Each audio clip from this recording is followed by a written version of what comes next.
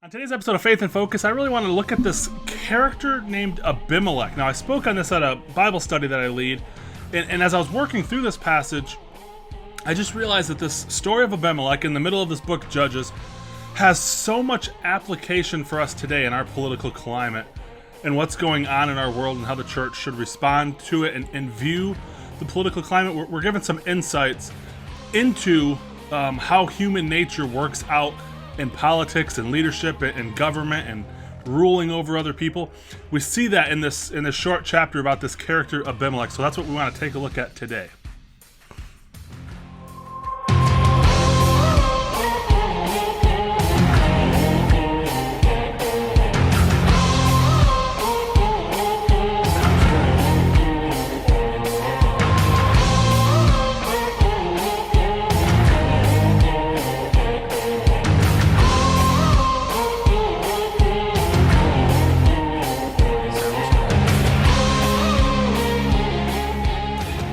The book of Judges in the Bible is a really, I wouldn't say it's a confusing book, but it's a very bizarre book. All throughout the book, you've probably heard this. If you've read through the book of Judges, you've certainly read it, but you've probably heard this refrain that is repeated over and over again throughout the book of the Judges, that there was no king in Israel in those days and that every man did what was right in his own eyes. So there was kind of this, actually like a postmodern, relativistic mentality going on in the nation of Israel at this time, really in their formative years. I mean, they had just not that long ago come out of slavery out of Egypt, so they were slaves. They come into this fledgling nation where they don't have a king, and they specifically don't have a king because God is supposed to be their ruler. God is supposed to be their king. And in fact, when Moses is exhorting the people of Israel before they enter the promised land in Deuteronomy, he's like, do not become rebellious and evil and abandon the Lord your God by asking for a king to rule over you. And then he goes on to say, but you're going to anyway, so here's what's going to happen when that does happen. Here's the kind of king you're going to have. So the dream and the hope is that they will be able to govern themselves. And I have this picture, this quote from William Penn, who of course is a famous Quaker, founder of the colony of Pennsylvania, pacifist. He has this quote, and it says, "Man must be governed by God, or they will be ruled by tyrants." And it's just this observation about human nature, that if humanity, through the rulership of God, now of course America was not specifically a Christian, Protestant, specific denomination of Christianity, but there was this understanding that there has to be some acknowledgement of a moral order created by a creator that governs us. That, in fact, the preamble and to the Constitution and the Declaration of Independence has this kind of language built into it. This understanding that there is a creator, that he has endowed us with inalienable rights, and that the governments exist to protect those rights. So there's this understanding in America that there is a creator, and we can disagree about who the creator is, what he's like, but there is an understanding that there is a creator who's created a moral universe, and that we as humans are subject to that moral universe. You can fight against reality, but reality is going to assert itself and dominate. And so human nature is bucking against that moral order. I mean, that's one of the problems of original sin in Christianity, is that humans come into the world fallen and broken and in a rebellious state against God. And the founders of America, and this is when we get into political squabbles nowadays. I mean, of course, we can argue about, okay, well, we should have justice, right? Justice is a Christian virtue. Yes, okay, so what does justice look like?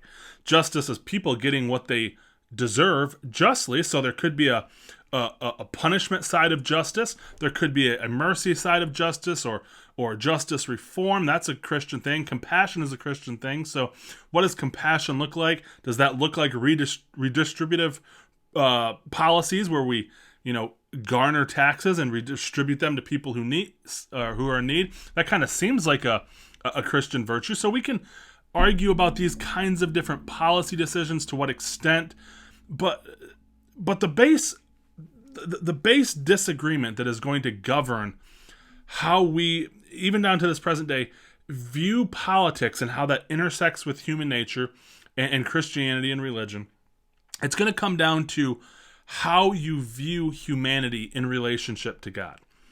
And Thomas Sowell has a book called Conflict of Visions, where he calls this the constrained vision and the unconstrained vision. And he's talking specifically about academics, elites, politicians. They either operate in a constrained vision or an unconstrained vision. Now, what's he mean by that? He's meaning that human nature, and this was the founder's belief, that human nature is such that humankind is bent towards corruption, is bent towards entropy and moving away from God and chaos and all this stuff, and destruction, bad policies, evil, wickedness. Humanity, all humans are lean towards that path. And then, of course, when you put people together, that just multiplies exponentially. As a side note, that's why cities have more crime and drug use and all this lawlessness. It's not because people who live in cities are inherently more sinful. It's just you've got more sinful people living in a compact area. So sinfulness begets sinfulness, and it just kind of perpetuates and spirals out of control and amps up. But because this is human nature, there are two kinds of ways that you should view interacting with humanity. One is with a constrained vision in which we view mankind as constrained by reality, constrained by our human nature to be bent towards corruption and sinfulness. So government policies have to take that into consideration. That, listen, people are, if you give a person, the classic example that's often cited, but it's really relevant to our culture today with the COVID stuff that's just happened, and all these handouts that the government gave. If you pay people $600 a week to not work, or they can go work 40 hours and make $500, even if they can make $700, a little bit more money, but they make $100 less to not work, human nature is such that they're going to lean towards that option. So we ought to construct government and policies and the way we deal with humanity in such a way, understanding that humanity will spiral out of control, so we need to constrain them. And then the unconstrained vision is that humans are basically good, left to their own devices. They will prosper and flourish and move towards the good, so to speak. So let's just let people do that and give them the resources that they need. And if there's crime or something, that's not a result of their sinfulness. That's a result of some external factor. So let's try to deal with those external factors. So this is going to govern how you view politics. And that's a much deeper issue than should we tax rich people more and give more money. These are very surface level issues that are built on a foundation of a much deeper issue. Well, when you read the book of Judges, it's hard to come away from any other conclusion that mankind is just sinful. And the nation of Israel, representing mankind, they have no king in Israel. There's no government to constrain them. And guess what? They're choosing to not be governed by God. That is the ideal. That's what God wants. That's what Moses encouraged them to. When Joshua, when he was finished leading them partially into the promised land, as he was about to die, he was on this mountain that shows up in the passage we're going to look at with Abimelech in Judges chapter 9. He's on this mountain and he challenges them with the classic verse at the end of Joshua, "Choose you this day whom you will serve. As for me and my household, we're going to serve the Lord." So there has to be this individual decision. And now individual breaks down to, the household. A household has to decide, and ultimately the individuals within that household for sure have to decide, we're going to be governed by God. We're going to be governed by truth, morality, a moral order, and reality. The reality that I'm sinful, that I'm prone to sin, so I have to have some kind of constraint on me. And the same thing goes for politicians. Politicians and leaders, thought leaders and stuff, they are also prone towards corruption. So we ought not trust them implicitly either. This is why the framers of our Constitution had the division of powers. They didn't want one group to have dominance over another, because they realize, hey, the executive is prone towards corruption, so let's check him with the legislature, and well, they're prone to corrupt too, so let's check them with the judicial branch. So there's all these balances working against one another, because humanity is going to tend towards carnality. Well, what you see in the book of Judges is this repeated process over and over and over again, where the people of Israel are left to their own devices. They do what's right in their own eyes, and they spiral into sin and idolatry. They abandon God, and then they start to worship false gods with a false moral order, a moral order that's not in line with the law in Israel. So then they follow the people, the people in the land, the sinful people, and I'm not exempting Israelites from being sinful, but the people who are not Israelites, they're worshiping false gods. So they'll follow them, and then this leads to just sin and just degradation, and then ultimately oppression by a tyrannical group. The Midianites will come in and they'll rule over them. The Philistines, the Canaanites, all of these different external powers will come in and rule over them. Well, you see kind of a shift in the story of Abimelech in chapter 9. It's no longer an external power that starts to rule over the people of Israel in a tyrannical way. It's now an insider. It's actually an Israelite himself. So you have, like Deborah and Barak and Gideon, these people that have gone on before that were by no means perfect. But they recognized, hey, listen, I'm just being called to deliver Israel from this present problem. And kind of almost like, I don't want to necessarily compare them to George Washington, although maybe the comparison's not that far stretched, because, and follow with me, I'm going to kind of digress for a second, but what you see in George Washington, it's one of the reasons why people want to tear down statues of George Washington now and rename buildings, that have, George Washington's name on it. We got to change the name and take Washington off. Why? Well, because he owned slaves. And we're not going to delve into why he owned slaves. Did he want to own slaves? Did he want to try to free his slaves? He did free his slaves, but he didn't immediately. But he set up a government that didn't allow slaves to be free. All that kind of stuff. So we look back on George Washington and the other people back then, and we think, wow, from my understanding and from what we believe is to be a morally superior position, we look back and we want to cancel George Washington. We want to tear down those statues and tear down his image, and basically just remove him and excise him from American history, not realizing that he was a person in the midst of a culture that was just awash in this kind of thinking. It just was not conceivable that you could just eliminate slavery, and the different ills and pathologies of their time, just dominating and going to war with different people groups like the Indians, Native Americans. We look at that and just think, didn't they know better? But in reality, they didn't. They were a product of their time. But we look back at George Washington at what made him exceptional. And what made him exceptional is, here you've got a man who's thrust into leadership and leads this revolution against a tyrannical government and frees an entire continent, or at least part of a continent, of people who are trying to break away from this government. And they literally could have made George Washington king. They could have said, hey, listen, why don't you rule over us in perpetuity?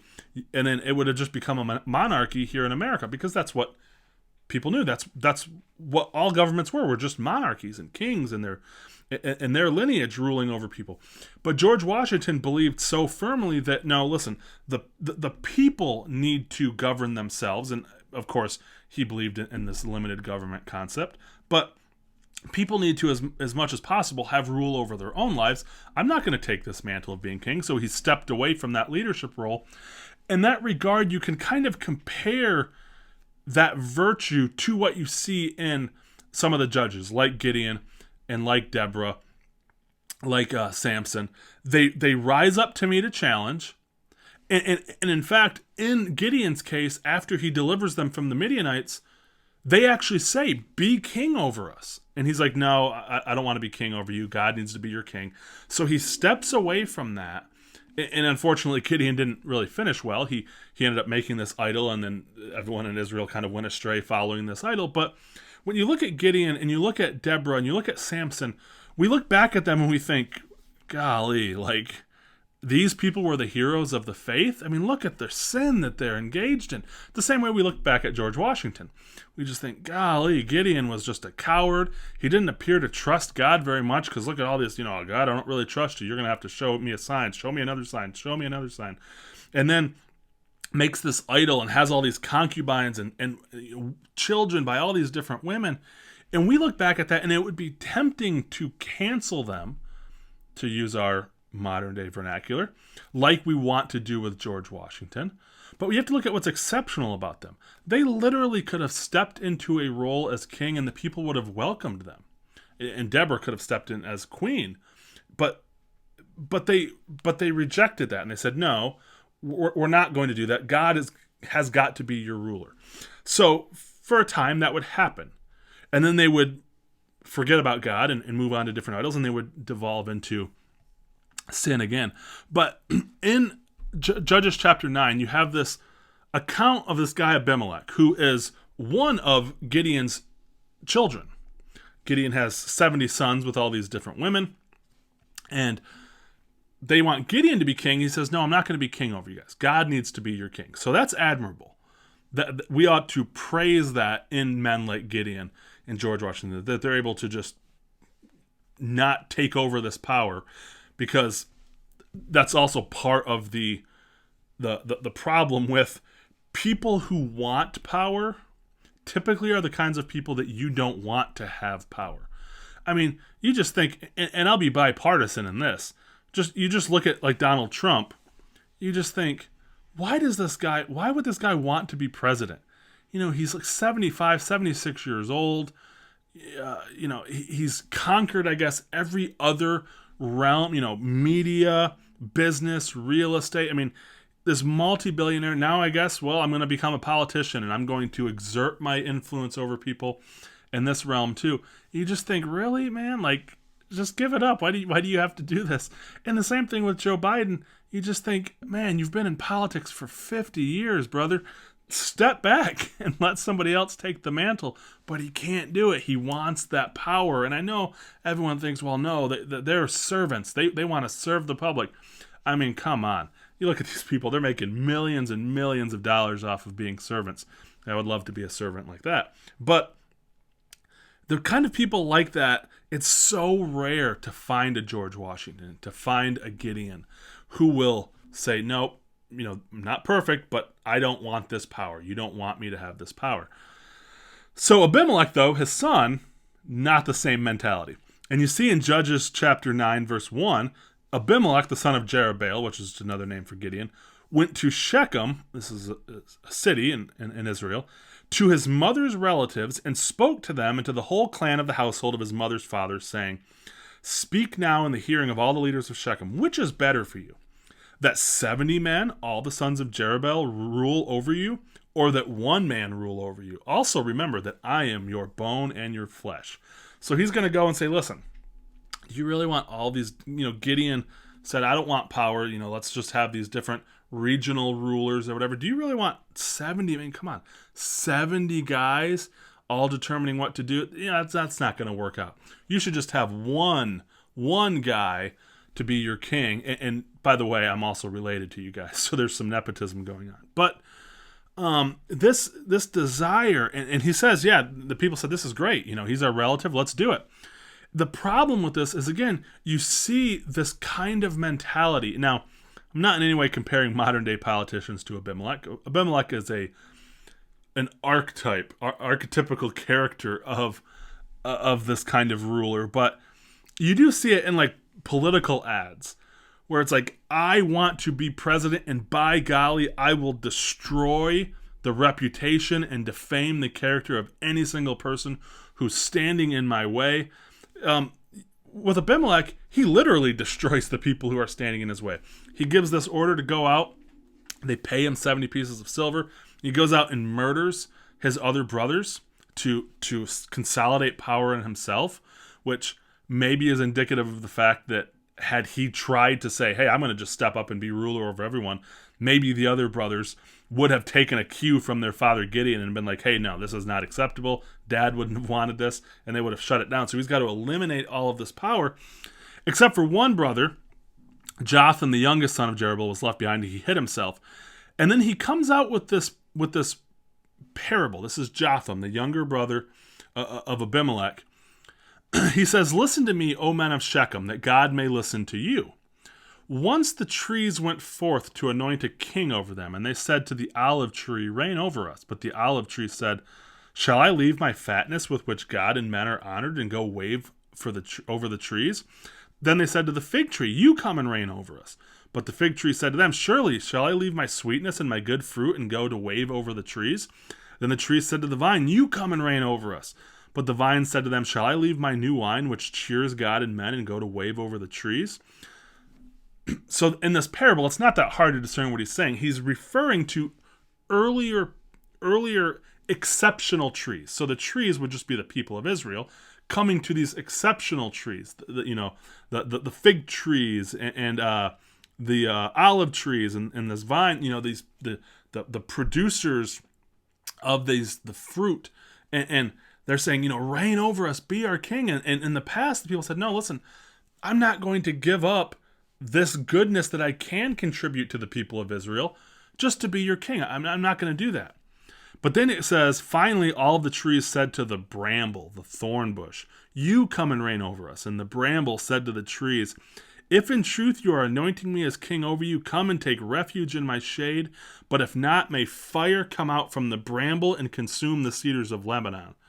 And then Jotham says, now therefore, if you have dealt in truth and integrity in making Abimelech king, if you have dealt well with Jerubbaal, Gideon, and his house, and have dealt with him as he deserved, for my father fought for you and risked his life and delivered you from the hand of Midian, but you have risen against my father's house today and have killed his sons, 70 men, on one stone, and you've made Abimelech, the son of his maidservant, king over the men of Shechem, because he's your relative. If then you have dealt in truth and integrity with Gideon and his house this day, rejoice in Abimelech and let him also rejoice over you.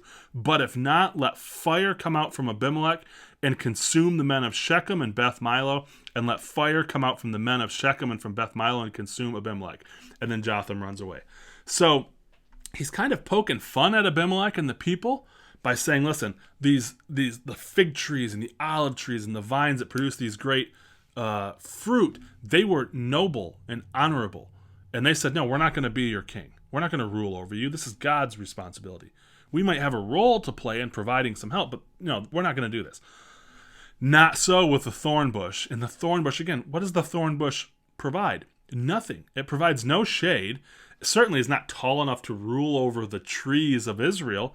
It's like, come and cower down underneath here. And if you've ever tried to handle a thorn bush, I mean, it's very unpleasant.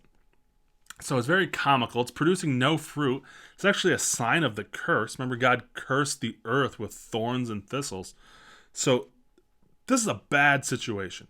And he says, hey, listen, if you've dealt honorably by murdering all of Gideon's sons to put this guy in power, God will give you the thumbs up and the all clear.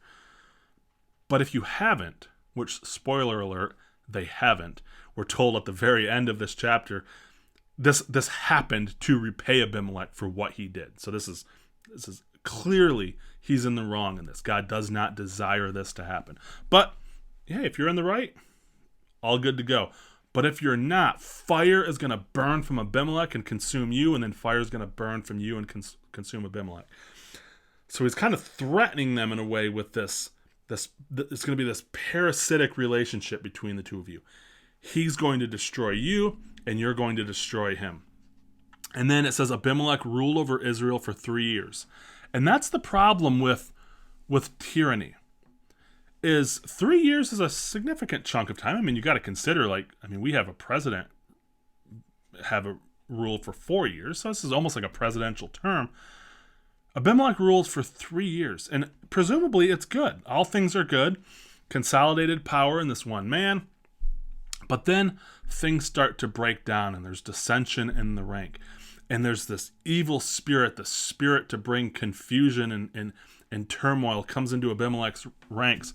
And what really happens is then the people of Shechem decide, well, wait a second. Why don't we just murder Abimelech and then we can be rulers? And then Abimelech gets word of this and is like, well, wait a second. They're going to try to murder me and take over the kingship. So this is the problem also with tyrants, and having a system where tyranny can run roughshod over the people. Okay, so this is again why our country is, in theory, supposed to be founded in a way to try to stop this as much as possible from happening. Because if you've got somebody, and this is why, when you've got a president who's just going to start writing executive orders and using the power of the pen to dictate what happens in the country, it doesn't matter whether it's Trump doing it and you hate Trump or whether Biden's doing it and you hate Biden. You have to understand that once a person starts to do that, even if they are a George Washington, who's like, man, this person's super virtuous, we want him in power, just legislating and writing these rules, because man, it's going to make the country so great. It's going to, we're going to flourish, and all he's got to do is write some executive order and make it happen. Well, guess what's going to happen? Eventually, that person's going to leave office. And then now you've set a precedent for anyone to do that. So then you get somebody in who's not all that savory, and then guess what they do? They have the power now to do that. So this putting all of the authority and power into one man, one person, or a small group of people, the reason it's so dangerous is because even if they are noble, there's going to be a group and a cabal of people who don't have pure intentions, who are then going to say, okay, we're going to take this person out and then seize the power for ourselves. And that's what's happening with Abimelech. He's this corrupt guy who's now exerted corrupt influence, and the people are saying, well, why don't we just take the power for ourselves? And so totalitarian countries, this was the problem with them. They're founded on a premise of, I am going to be the benevolent ruler. And again, if a person's claiming that, they're not a benevolent ruler. They're not. They don't have good intentions. But even if the person was well-intended, there's going to be somebody else who says, well, let's just off this dude and we'll take the power for ourselves. And this is how revolutions form, and it's just not good. It ends up being a bloody situation. And that's exactly what happens to Abimelech. The people start to war against Abimelech. Abimelech gets his crew and starts to war against them. I mean, and it's savage. You can read the rest of Judges chapter 9. He deceives the people. He marches into the city, murders all of the guards, and then grabs tree branches and tells all of his soldiers, get tree branches, and they're gonna pile them around this fortress that has old men, women, children, and they just pile it around like 1,000 people, and they just light it on fire and just burn them to death inside of it. So you just think, like, why would you do that? These are the people that you are supposed to be ruling over as a benevolent leader. But guess what? The problem is, when you're a tyrant like that, any people that aren't submissive and under your thumb and absolutely under your control and desire freedom. Now, these people probably didn't have much say, but they're wanting out from underneath the thumb of Abimelech. These other rulers are going to step in place, but these people are saying, we don't want this Abimelech guy anymore. Well, that's a threat, so we've got to wipe these people out. And again, you see that in our political climate today.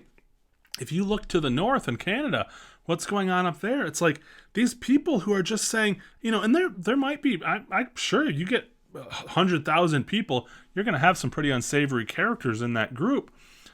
But you're going to paint the whole group of people that are just saying, we don't want these rules and these mandates and this tyrant ruling over us anymore. We don't want this anymore. Well, what can the regime do but label them insurrectionist, terrorist, racist, white supremacist, evil neo-Nazis? It's like we're going to consume and utterly destroy them. Well, then what's that going to do? It's going to ratchet up the energy and in the side of the protesters, because nobody likes being labeled a white supremacist just because you want some freedom and you want out from this what you perceive to be a tyrannical government. So this is what happens with Abimelech and the people of Shechem. And what's ironic is it's all centered around the Shechem. It's centered around this oak tree and this Mount Gerizim, which is the area in which Joshua had said, choose you this day whom you will serve. And it's this area in which Moses spoke from the mountain and pronounced, here's the blessings for following God, here's the curses for not following God. So in the shadow of this mountain and this historical significance of you have to follow God and enjoy his blessings, you need to choose this day whom you're going to serve. Now the people of Israel have chosen to follow Abimelech, and he's murdered people. He's this evil tyrant, and then now some other evil tyrants are rising up, and it's this internal war. It's no longer external in the book of Judges. Now it's internal. So this, again, I go back to this quote from William Penn, man must be governed by God, or else he will be ruled by tyrants. If there's no governing principle in your life, God, Jesus Christ, just a moral order. People who call themselves Christian atheists who don't believe in God, but they're like, well, we got to have the Christian virtues and morals to govern our society. Something. If you don't have something like that governing you, guess what? A tyrant is going to come in and say, you know what? You can't make decisions for yourself.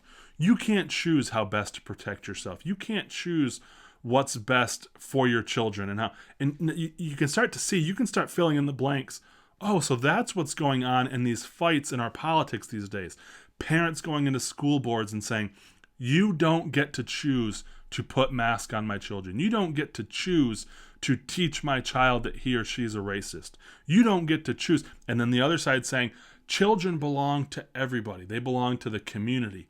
They are our children. We have to. So a parent exerting their right and saying, hey, get these tyrants out of here. They're a threat to that power. So that's this fight that's going on when you've got a government saying you can't determine how best to prevent COVID from affecting you and how best to protect from your health. So we are going to determine and mandate and mask and lockdowns and all that kind of stuff. And again, being totally bipartisan, we can, if you're on the right, if you're a conservative saying, oh man, Joe Biden, this, that, and the other thing, those lockdowns and stuff happened underneath Donald Trump. So I don't cut him any slack either. That was not right. That was that impulse to control from above and not trust people to make their own decisions. So that's at the base of what's being fought about here. And the sad reality is, if people won't be governed by God, it's not saying that they should be ruled by tyrants. It's just saying that is what's going to happen. People can't govern themselves, so they're just going to push the responsibility of governing off onto somebody above. Just tell me what to do. And just as a side note, this is at the bottom of this grace and law discussion within Christianity. Grace gives you the freedom to walk with God and to walk according to the Spirit. Well, that seems dangerous, man. What's going to happen? So why don't we just throw some law in there? We just need to have some governing principle, this law that to kind of clamp down on people to keep them in check.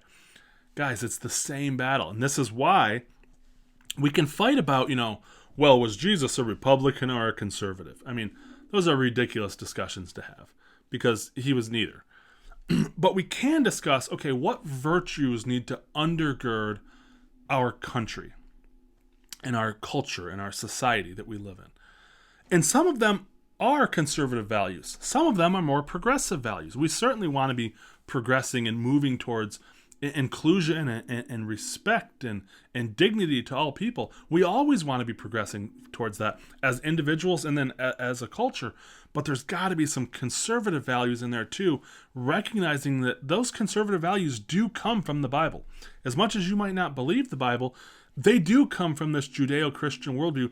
This is why like a story like this in the Bible, this is why the founders who were informed and their entire philosophy was a Judeo-Christian worldview. This is why they didn't trust individuals to rule or small groups of people, because they could read this stuff like what happened with Abimelech and be like, oh, man, this is not good. We need to prevent this from happening as much as possible. It is much better to have the people governing themselves and just trusting them to do the best job they can, rather than to entrust that to an Abimelech type person who will. I mean, it might be smooth sailing for 1, 2, 3 years like it was with Abimelech, but eventually that spirit of dissension, that evil spirit is going to creep in, and there's going to be a rebellion, and it's going to create this civil war. So that's what I have for you today. It's very applicable. I would say go and read the whole chapter. I mean, it's a heart-wrenching story to see what happens when people refuse to be governed by God. And then a tyrant steps in, and to see what happens. It destroys the tyrant, but more importantly, he destroys the people. So I hope you're encouraged by that as much as can be. But let's just remember, show grace to people. Try not to judge people based on this standard, looking back at people, what they might have done in the past, and judging them based on that. Understand, hey, people are fallen, they make mistakes, but we're going to trust them to live their lives and make the mistakes. We're not going to have an Abimelech ruling from above and dictating what people can do and say and all that kind of stuff. So that's not biblical. Whatever side of the aisle that belongs on, that definitely is not biblical. So we should push that away and do away with that in our public discourse. Have a good one. Faith in Focus is a ministry of In Faith. The views and opinions expressed in this podcast don't necessarily reflect the views and opinions of In Faith as a mission. If you like what you heard on this episode, why don't you become a monthly supporter of the ministry? It really helps me out. $10 a month or whatever the Lord lays on your heart.